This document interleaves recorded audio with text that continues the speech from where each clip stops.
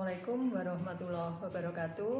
Para peserta didik kelas 9 di seluruh Nusantara, khususnya peserta didik dari Madrasah Tsanawiyah di seluruh Nusantara. Pada pagi hari ini kita bertemu kembali dengan saluran pembelajaran Sandega Madrasah Tsanawiyah Negeri 8 Ngawi, Provinsi Jawa Timur. Yang pada pagi hari ini, perkenalkan, saya adalah Bu Susmintari, guru IPS di MTS Negeri 8 Ngawi, yang pada semester genap kali ini akan menyampaikan materi esensial yang pertama, bab 3, yaitu ketergantungan antar ruang dan pengaruhnya terhadap kesejahteraan masyarakat.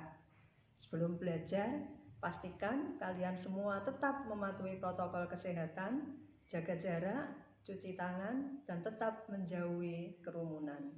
Yuk kita ikuti pembelajaran berikut ini. Nah, anak-anak semua peserta didik kelas 9 di seluruh Nusantara, pada bab 3 ini ada 5 subtema yang bisa kita pelajari. Yang pertama adalah perdagangan internasional, kemudian yang kedua adalah mengembangkan ekonomi kreatif berdasarkan potensi wilayah, kemudian yang ketiga adalah memanfaatkan persaingan sebagai peluang meraih keunggulan ekonomi bangsa.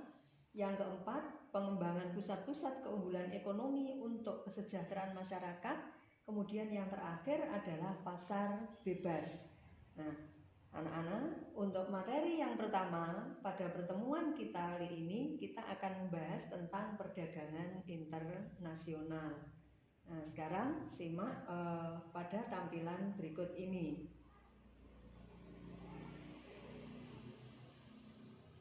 Sekarang, pengertian perdagangan internasional. Apakah itu HP yang kalian punya, HP yang kalian pegang, yang kalian manfaatkan? Ini merupakan salah satu contoh dari adanya perdagangan internasional. Jadi, hasil dari perdagangan internasional. Nah, ini pengertiannya. Perdagangan internasional diartikan sebagai perdagangan barang atau jasa antar negara yang dapat diwakili penduduk atau badan. Badan di sini dalam artian adalah lembaga suatu negara, dan penduduk atau badan lembaga negara lain berdasarkan kesepakatan atau perjanjian antar negara yang bersangkutan. Negara bersangkutan yang dimaksud yang mana?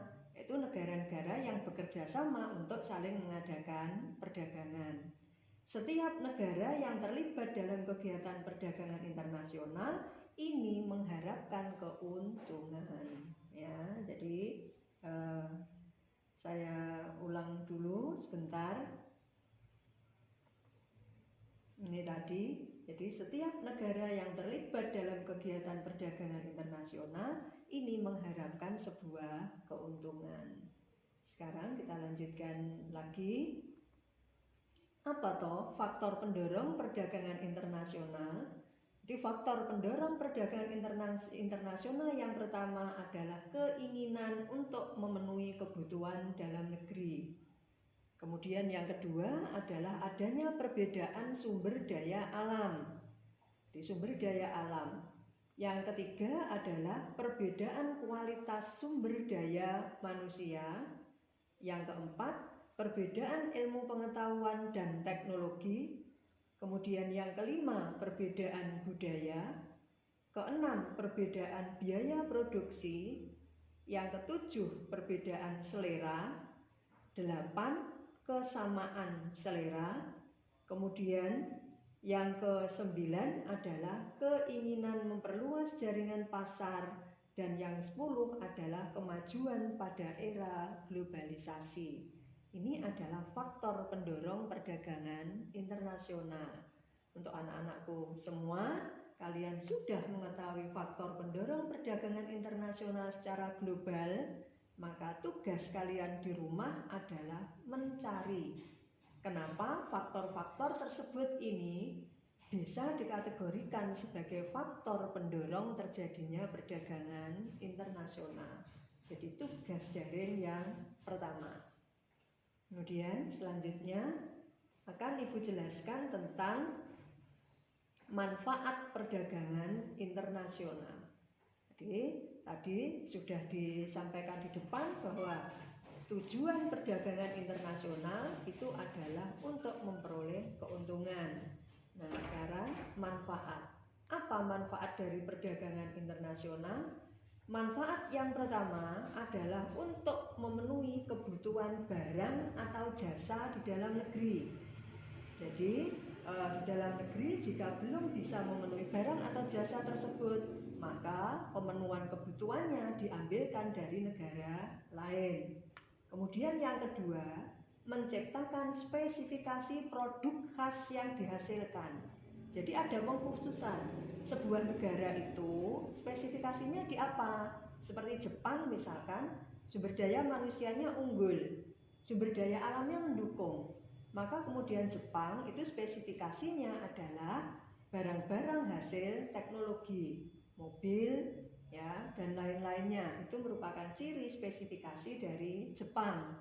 Sementara seperti Indonesia, karena spesifikasi alamnya adalah agraris, maka hasil spesifikasi produk khas dari Indonesia adalah barang-barang hasil pertanian. Kemudian yang ketiga, meningkatkan hasil produksi dalam negeri. Yang keempat, membuka kesempatan kerja. Kelima, meningkatkan pendapatan negara dari devisa.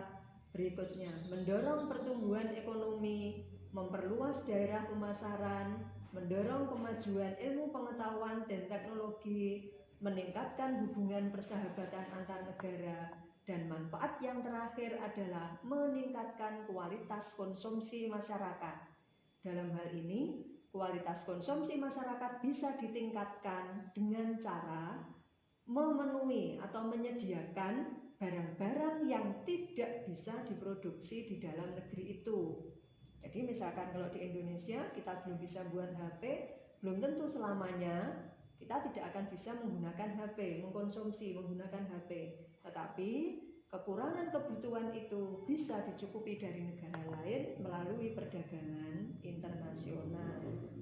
Nah, selanjutnya anak-anakku yang berbahagia, hambatan perdagangan internasional. Jadi ada manfaat, tetap ada hambatan.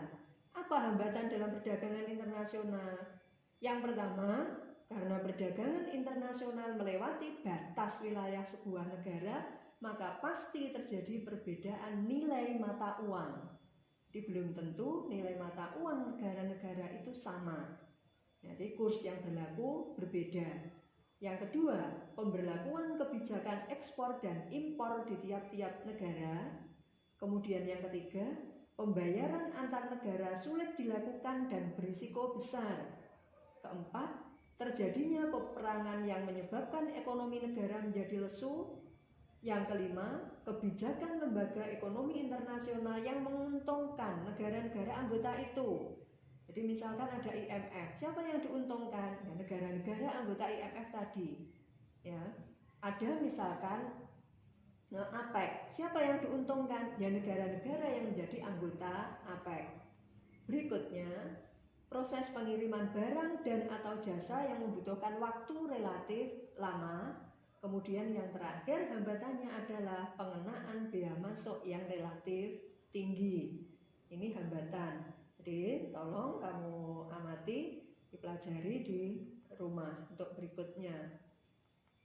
Sekarang kita ikuti kebijakan perdagangan internasional. Ini adalah materi yang terakhir. Jadi, nah ini adalah, saya ulang dulu, kebijakan perdagangan internasional. Yang pertama adalah adanya tarif dan bea masuk. Yang kedua adalah kuota. Yang ketiga adalah larangan ekspor dan impor. Yang keempat subsidi dan premi. Yang kelima adalah dumping. Dan yang ketujuh adalah yang keenam adalah devaluasi. Nah, sekarang kebijakan perdagangan yang dimaksud dengan tarif ini adalah pembatasan barang yang masuk atau barang yang keluar. Kemudian kuota ini adalah penetapan perbandingan jumlah barang yang masuk atau keluar. larangan ekspor dan impor ini dikenakan kepada barang-barang tertentu, misalnya adalah minuman keras, ini adalah larangan. Kemudian subsidi, ini adalah bantuan atau kemudahan yang diberikan oleh suatu negara kepada eksportir atau importer yang akan mengirimkan barang ke dalam atau ke luar negeri. Kemudian dumping, ini adalah sebuah kebijakan dalam perdagangan internasional di mana sebuah negara menjual barang di dalam negeri lebih mahal dibandingkan di luar negeri. Yang terakhir devaluasi. Devaluasi ini adalah upaya untuk menurunkan nilai mata uang sendiri terhadap nilai mata uang asing. Ini adalah contoh kebijakan perdagangan internasional. Nah, untuk kebijakan perdagangan internasional, menyusul tugas yang pertama tadi, maka silahkan kalian mencari pengertian dari kebijakan perdagangan internasional ini, kemudian kamu kasih contoh dari yang ada dalam kegiatan ekonomi terakhir atau di masa-masa terakhir ini. Terima kasih. Ini adalah materi dari perdagangan internasional. Anak-anak semua, demikian tadi materi pertama dari materi esensial di kurikulum darurat semester genap kelas 9, materi perdagangan internasional. Mari kita tetap semangat untuk belajar demi Indonesia yang lebih sejahtera. Wassalamualaikum warahmatullahi wabarakatuh. What if we lost the mind?